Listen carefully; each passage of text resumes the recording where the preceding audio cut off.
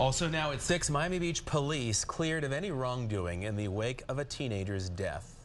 The state attorney's office has closed its case after a graffiti artist was tased. The teenager known as Reefa died shortly after the run-in with police, sparking a string of protests. 7's Liz Nagy is live in Miami Beach with the details. Liz? Belkis, the Miami-Dade state attorney has now officially said that Officer Jorge Mercado was justified in using his stun gun that night nearly 2 years ago.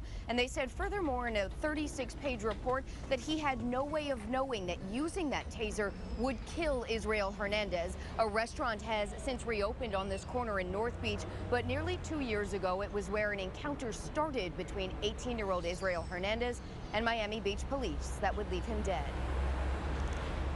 In a 4-minute-long animation created by the state attorney's office, prosecutors show a play-by-play of the encounter between Israel Hernandez and the Miami Beach police officers the morning of August 6, 2013.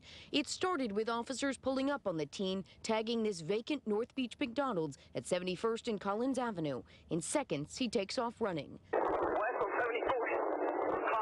One officer, then a second, chases him before Hernandez changed directions.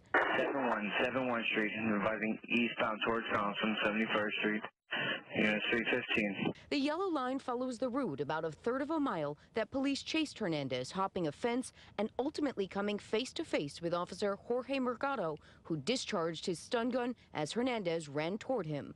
According to the state attorney, the taser hit Hernandez from about 7 feet. Another officer cuffed the 18-year-old from behind, and according to the state attorney, both leaned him against the side of a building. Officers quickly realized Hernandez was in trouble. Back up the rescue, reference a cardiac arrest, 71 Street Harding Avenue. Israel Hernandez died at Mount Sinai Hospital less than an hour later.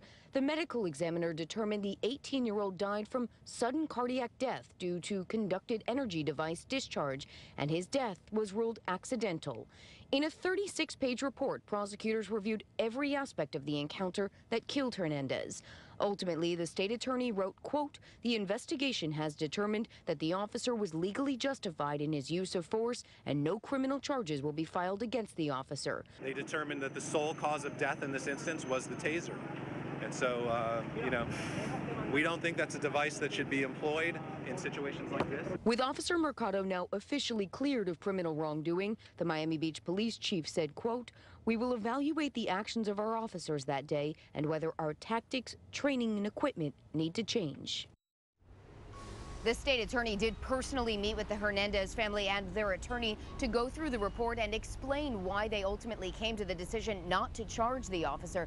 The Hernandez family is privately suing the Miami Beach Police Department. We're live on North Beach tonight. Liz Nagy, 7 News.